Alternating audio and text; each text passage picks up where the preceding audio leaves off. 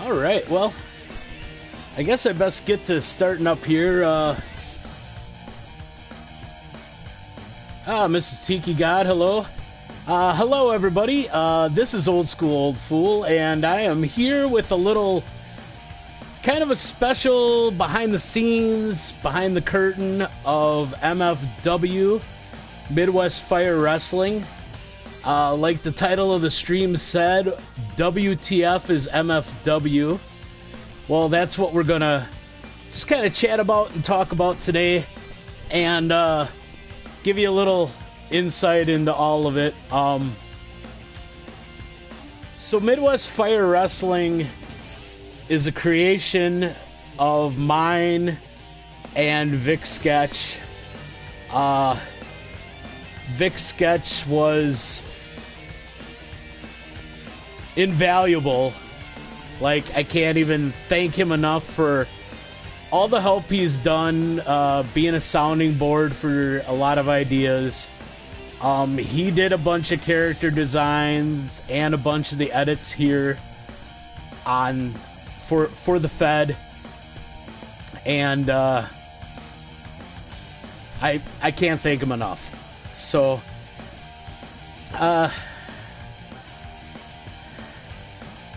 so how did this get started? Well, I saw that Fire Pro Wrestling World was coming out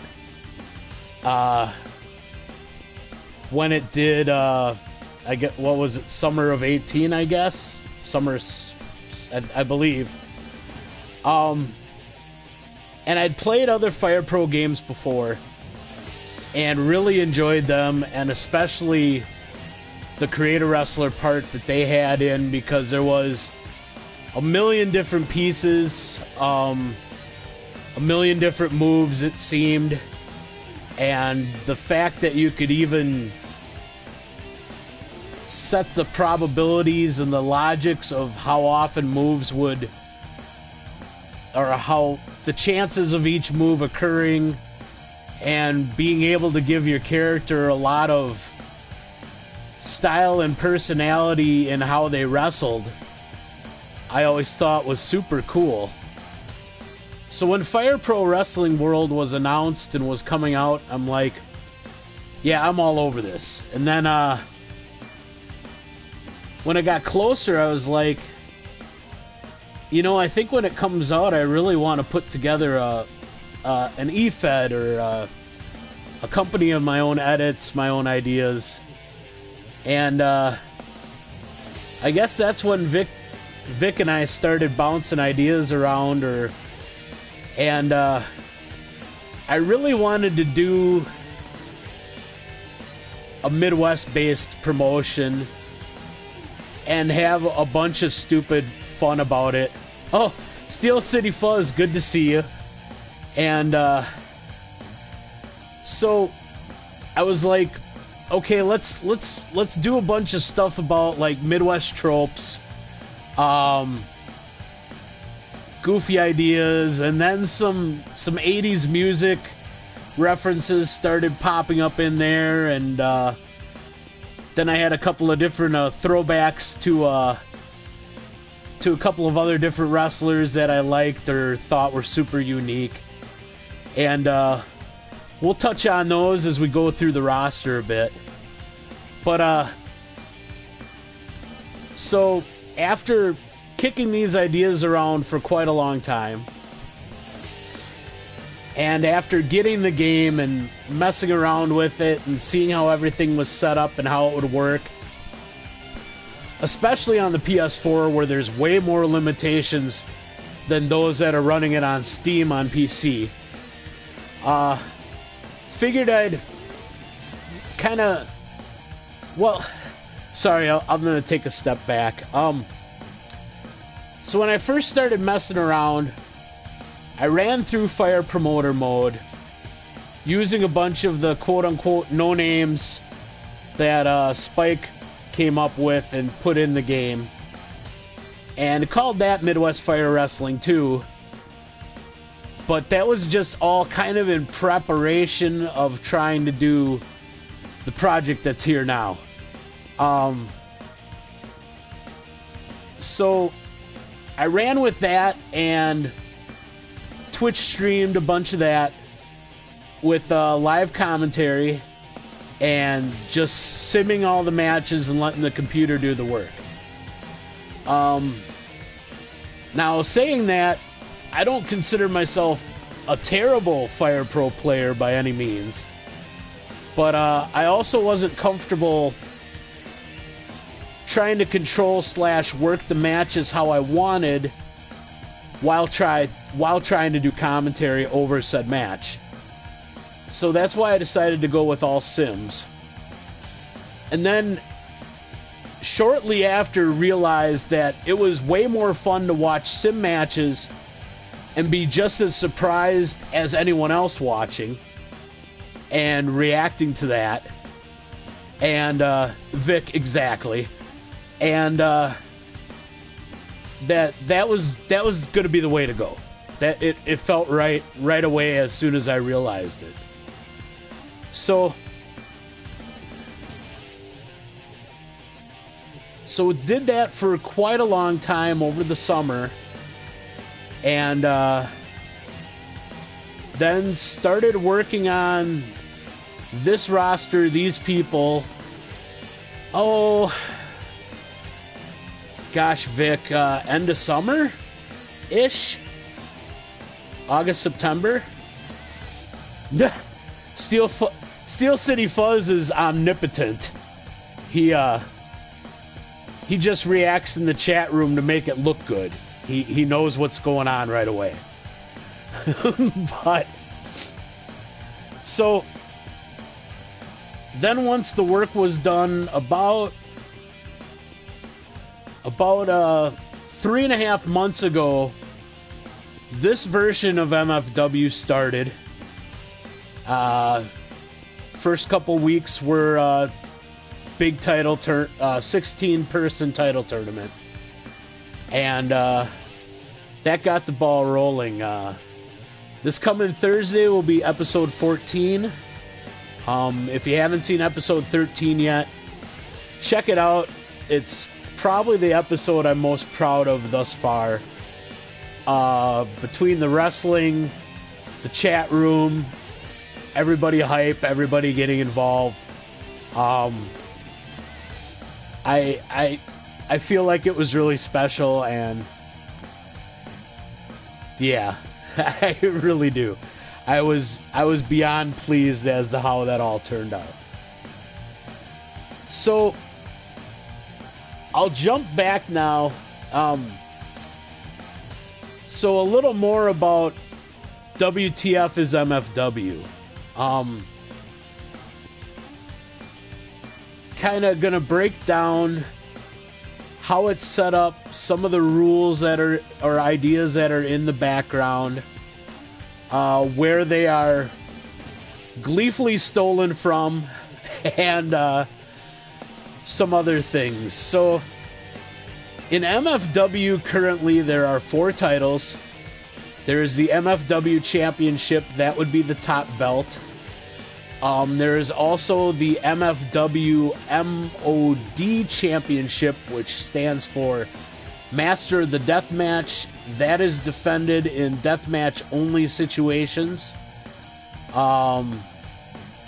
Those type of matches. And on episode 13, this past week's episode, we just crowned Tag Team Champions. So, how does one end up in a title situation? Well, there's either a tournament or... So I guess thus far there's been 3 ways, but other different opportunities for title shots or getting a step closer to the championship happen. So like I said, there's tournaments. There's also proving ground matches, which is a concept that I first heard of in Ring of Honor. And that is where if a person can quote-unquote hang with the champ, then they get a title shot later down the line. So hanging with the champ usually means beating them in a non-title match or scoring a draw in a non-title match. And those were usually like 15-minute time limit, 20-minute time limit matches. They used it a lot for the ROH television title. It was sometimes used for their other titles as well.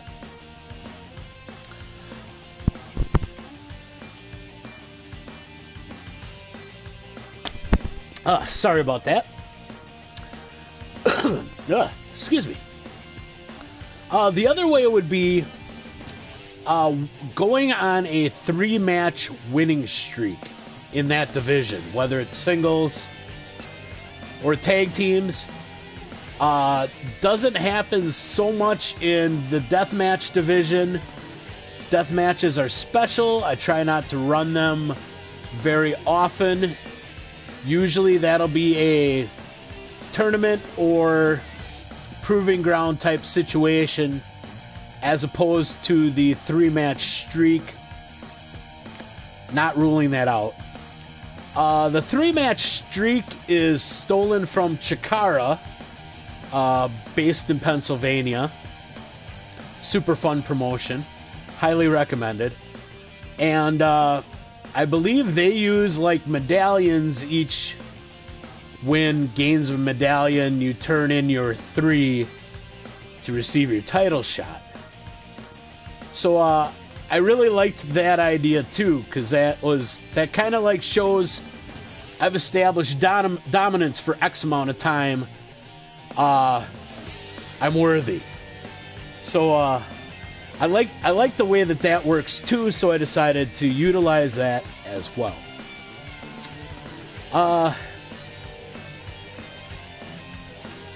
And I guess that kind of sums up everything as far as rules / how things work in the background. The figurehead of MFW, the main man in the offices, is Red Hansen, and that is a reference that's pretty obscure. So I'm going to explain that. Red Hansen was the first character that I role-played on a text-based eFed site called Shoot Club. And had a lot of fun with that. It was a really great time with a bunch of great people, a couple of which I still check in on here and there, or talk to when I can. And so I thought it would be neat to throw him in there. There's other references kind of hidden all over MFW. The referees are from a webcomic site.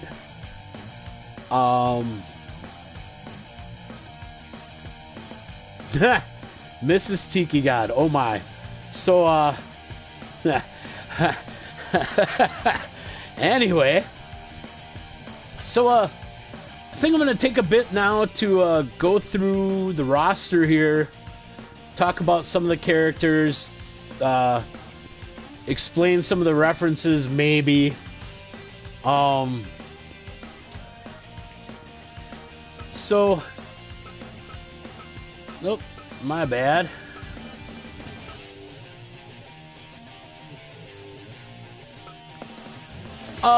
Steel City, yeah, that is weird.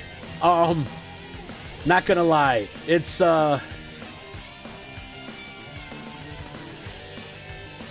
for whatever reason that's a that starts a DQ count as if somebody was holding on to the submission in the ropes or holding a choke. Not sure why they decided to do that, but it does. It's just weird. So, talking about the roster, all the characters that got created, so far there are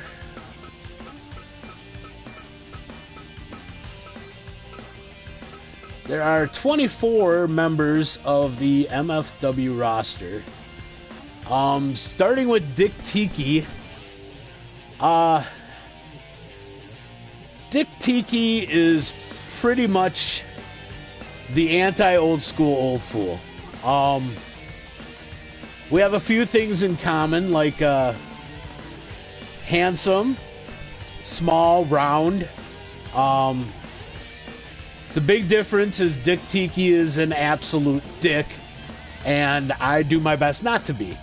So, other than that, though, he's also kind of the goofy ass, high spots for no reason guy. Finisher's a burning hammer, called the Tiki's torch. He has some cutters. He does a destroyer. Flips off the crowd often.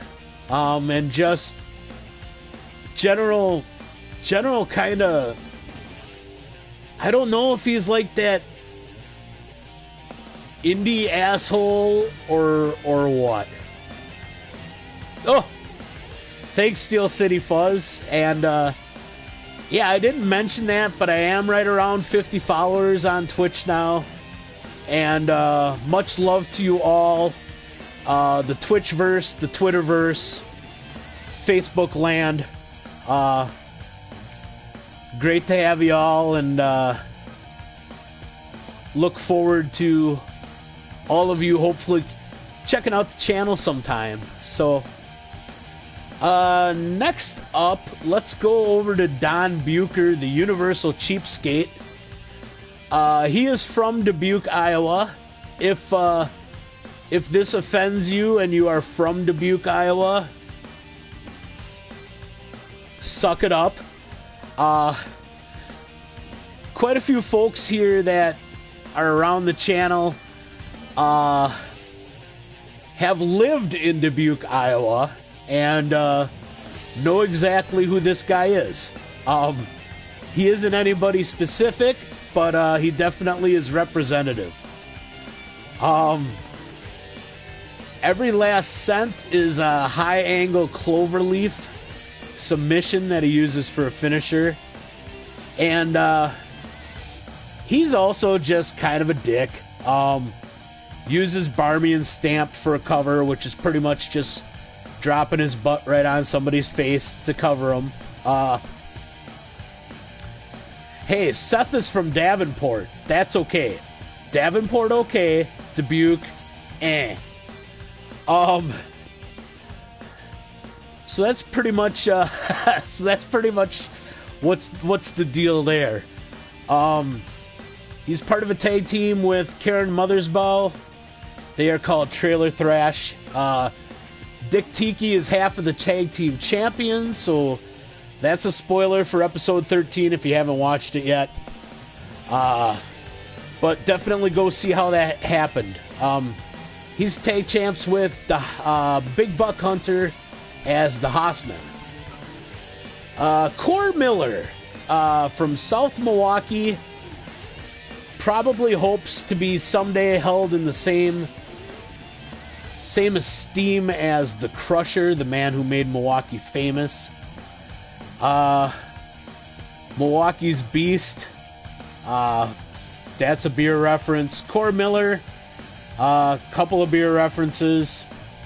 Yeah, beer. So, he's that giant flippy guy. He's Brian Cage. He's Jacob Fatu. He's that big man that moves like a cruiserweight and does a bunch of things that a person his size really shouldn't be able to do.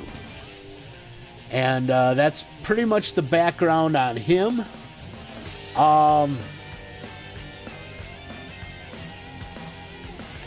He's half of Unhappy Hour with Old Fashioned Benny Brandy and another Wisconsin guy, because they never ever drink in Wisconsin.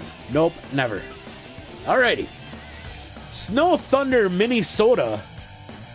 Tall drink of water, Scandinavian blonde Minnesota luchador. a luchadora. My bad. Holy crap. The Great White North, a big swinging Hurricane Rana into a package cover. Lots of kicks, a few submissions. Throws a Pele kick, works over the arms. A very well-rounded luchador. She tags with Luchador del Lagos, the Luchador of the Lakes, 10,000 strong. And they are Lucha del Norte. And they got pretty close to the tag title in the tournament. Mrs. Tiki God, right you are. So that is Minnie. The Barge, Big Man River, big old giant dude that just so happens to be a submissions expert and works a very MMA style, even with his size.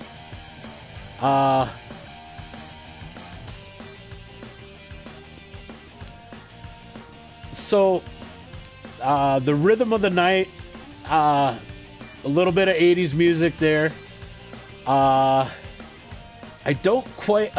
Vic, can you help fill me in again here? I'm trying to remember what move the rhythm of the night is, as far as a wrestling maneuver. I know it's a submission, I just can't quite remember which one.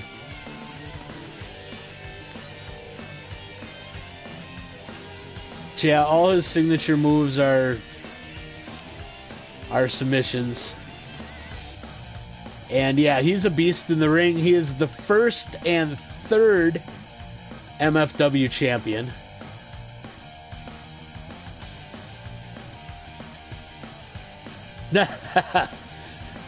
Yeah, I can't quite remember what specifically his move is, but I'm going to move on here.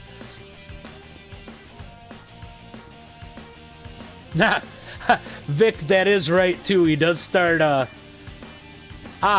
Steel City, I believe you are correct, and yes, he does hum.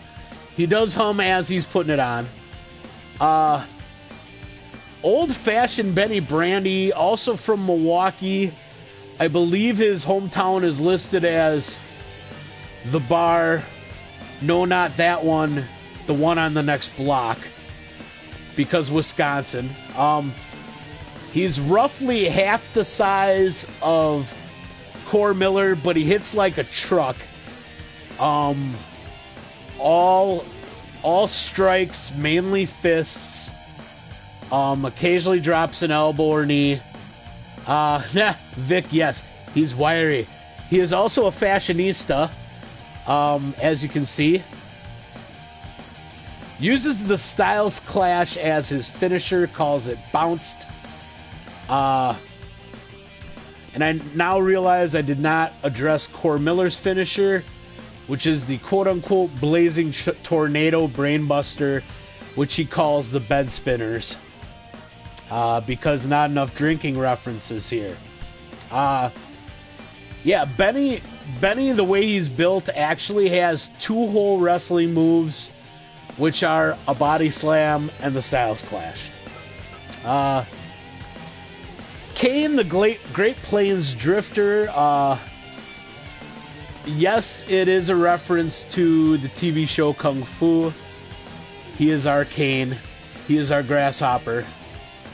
And he gets around like a grasshopper. Very quick, tons of kicks. The not-so-gentle breeze kick finisher. And wiry like Benny Brandy, but quite a bit taller than Benny. And he's part of a tag team called Feet of Fury with Randy Goodneighbor, the lover boy. Now on to our Master of the Deathmatch champion, Holly Ames, repping Iowa in the red and yellow. The Cardinal Rule, her finisher, which is a STF.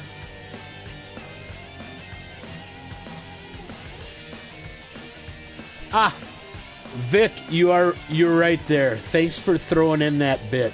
That is true. I think he was just going to be Great Plains Drifter or the Drifter. Yeah, you are correct. Holly Ames has been a beast in MFW so far.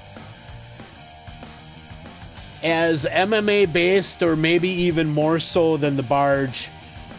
5'6", 194 pounds, only 22 years old, and she's been a brat. She's been a pain in the ass to the MFW office, but with all of that, she backs it up. She was the second MFW champion in rather controversial fashion, and is our first Master of the Deathmatch champion. I'm going to jump around in the roster a little bit because I didn't want to make this stream super long. Going to try to wrap up in a little bit here. So, our other champions right now, Buck Hunter is the other half of DeHaasman, the inaugural MFW tag champs. The 12-point rack is a stretch muffler variation that he uses. Vic, that's true. She's probably the most aggro as far as the logic set up on her. She doesn't bide a lot of time. She's pedal to the floor for sure. Buck Hunter, your basic power wrestler. Punches, slams, pile driver, couple different big man submissions, shoulder tackles, that sort of thing. But yeah, him and Tiki, not tons of luck in the singles division up to now, but as a tag team, they've been very successful, and the belts are proof of that. Mrs. Tiki God, Holly Ames weaseled her way into fighting the Barge right after he won the MFW title tournament, and that same night challenged him to a match, kind of blackmailed him into a match, for lack of a better term, and that's how that all went down as a reminder. But then the MFW champion, fourth champion, is Flying Squirrel Victor Hinks, who quite possibly could be based on someone in chat.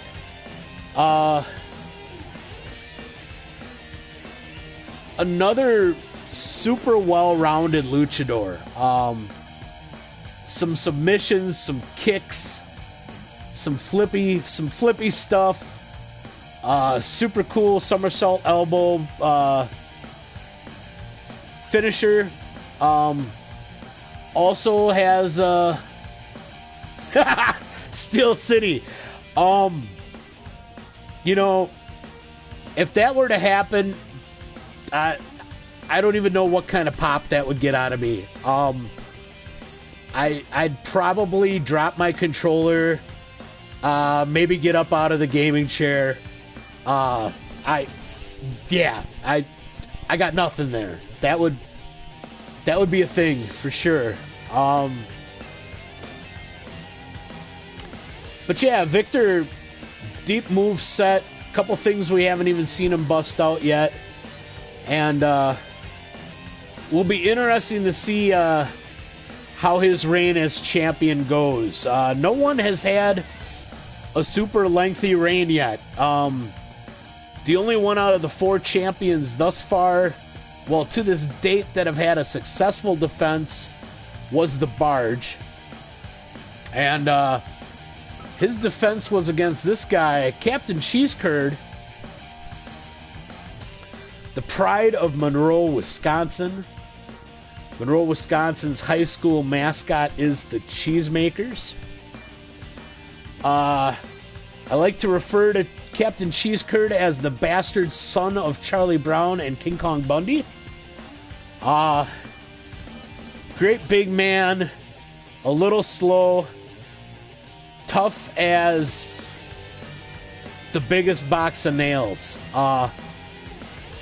In his title match against the Barge, he got hit with a critical knee bar and continued to wrestle for a few more minutes after that before finally the ref waving off the match. And he showed a lot of guts.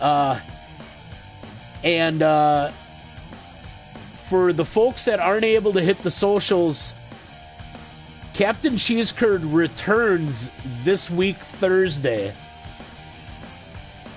coming back from that injury. So that's one of the things that'll be going down on episode 14.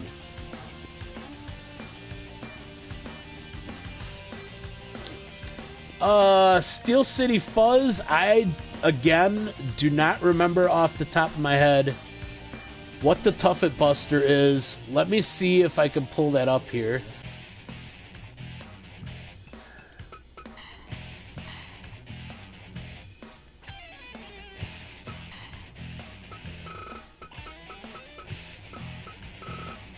Oh, shoot, are you telling me I don't even have them downloaded yet? I don't. Well, shoot. Yeah, that worked well. Yeah, I still don't have everybody downloaded on my side, as far as being able to edit them.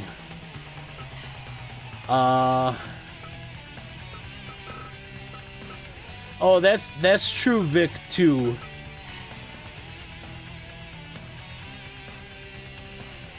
But I'm just going to bring them up as a template, and then I should be able to look here.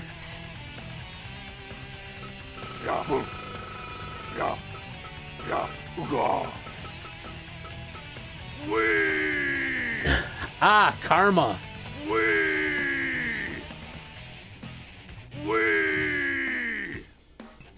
Okay, so you don't have to listen to him yell "wee," but yeah, it's kind of a quick package driver.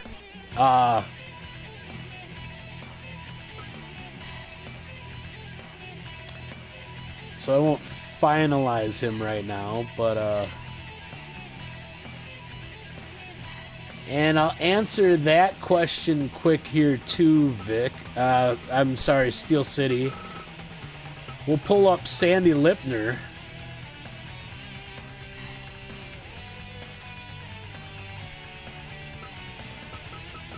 Yeah, LDL, you're right. I do believe LDL does use it, but it's not, Hey, baby!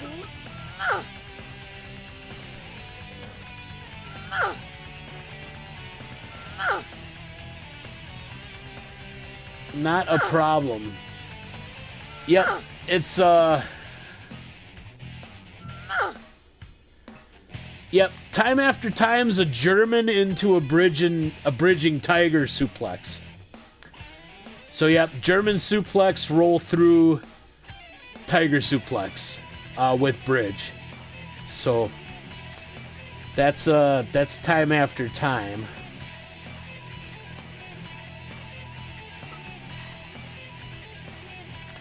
So, I believe I'm going to wrap things up here. Thanks to all who took the time to stop by, chat in the chat room, all those lovely folks that have decided to follow. And one more real quick thing that I wanted to throw in was, everything is intergender in MFW. Didn't really think it was necessary to separate like that. I believe the roster is roughly 60-40-ish as far as male and female, and maybe we'll get to a point where it's 50-50, and that wouldn't bother me one bit. I believe pro wrestling is for everyone, and I'm actually trying to think of some more kind of varied characters for more inclusivity. So it's definitely something in my mind.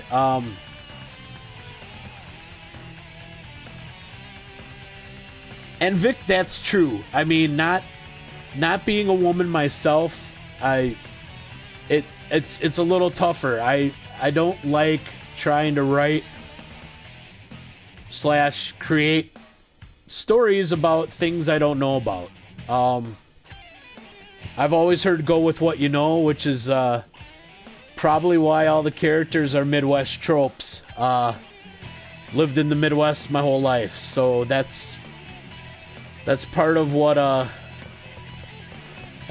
it is. Yeah, and Vic, you're right there too. I think just the kind of making the Karen joke or the Karen meme troll, whatever, in general is probably the only real quote-unquote negative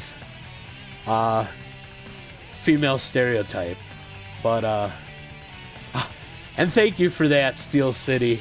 But I plan on doing one of these again, probably somewhat soon, with talking about the rest of the roster, what everybody's about, some of the jokes, some of the references, and then bringing people up to speed too about the stories that have been told so far in MFW, what's currently going on, where we're headed. But me being fairly new to Twitch and kind of a dummy, a little dense, the show's only started getting archived starting with episode 9. So the first 2 months are out there in never interweb land. But yeah, if you want to catch up on what we do here, what it's all about, episode 9 on is in the highlights on my channel. So with that, I'm going to let everybody know about all the socials again and then wrap this up. Thanks for stopping in and saying hi on a Sunday afternoon. On the Facebook, Old School Old Fool Twitch. On the Facebook, at Old School Old Fool. Twitch TV, Old School Old Fool. Those are the places to hit me up or follow so that you can see what's going on, stay in the loop. And with that, many thanks once again. Old School Old Fool, signing off.